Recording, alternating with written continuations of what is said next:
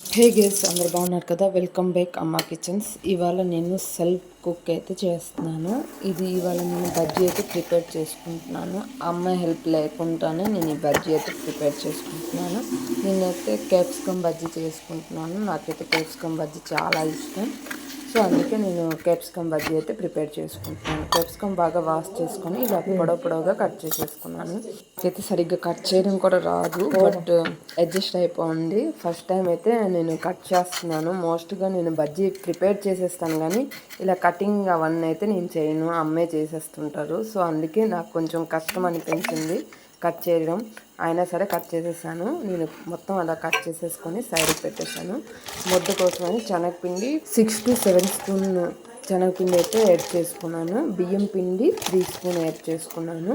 బియ్యం పిండి అనేది కొంచెం తక్కువ యాడ్ చేసుకోవాలి, లేకపోతే నూనె అనేది చాలా ఎక్కువ అబ్జర్వ్ చేసేస్తుంది. బియ్యం పిండి వేయడానికి కారణం ఏంటి, క్రిస్పీనెస్ అయితే ఉంటుంది. బజ్జీ కానీ పకోడీ కానీ ఏదైనా చేసినప్పుడు క్రిస్పీ కావాలి అంటే బియ్యం పిండి కంపల్సరీగా యాడ్ చేసుకోవాలి. నేను సాల్ట్ టేస్ట్కి తగ్గట్టు యాడ్ చేసుకున్నాను. స్పైసీకి తగ్గట్టు చిల్లీ పౌడర్ కూడా యాడ్ చేసుకుంటున్నాను. స్పైసీ ఎక్కువ కావాలి అని చిల్లీ పౌడర్ కూడా యాడ్ చేసుకున్నాను. క్యాప్సికంలో అంత స్పైసీ ఉండదు కాబట్టి.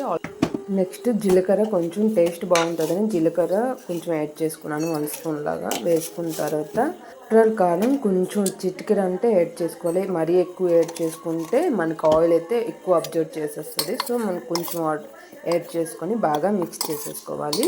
పసుపు కూడా యాడ్ చేసుకోవాలి, నేనైతే మర్చిపోయాను. బాగా మిక్స్ చేసేసుకొని మనం వాటర్ వేసుకొని బజ్జీ ముద్దలాగా మనం ప్రిపేర్ చేసుకోవాలి. బ్యాక్గ్రౌండ్ ఏదైనా కనిపిస్తే ఆడగా ఉంటే మాత్రం ఫర్గివ్ చేయండి, ఎందుకంటే ఇది సెల్ఫీ కెమెరా ఆన్ చేసి వీడియో చేశాను, సో అందుకే చేశాను. ఇది బాగా కలిపేసుకున్నాను. ఈలోపు నేను ఆయిల్ హీట్ అవ్వాలి కాబట్టి ఆయిల్ అయితే పెట్టేశాను.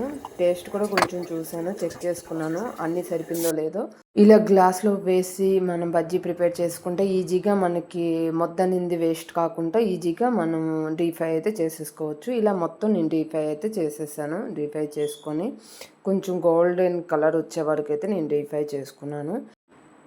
ఇప్పుడైతే వేసవిలాగే అనిపిస్తుంది. మనకి రైనీ సీజన్ వచ్చింది కానీ వేసవిలాగే అనిపిస్తుంది.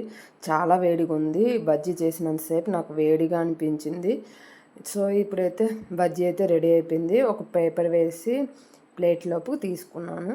ఈవినింగ్ టైంలో టీ అనే కాఫీతోనే ఇది తింటే చాలా టేస్ట్గా అనిపిస్తుంది.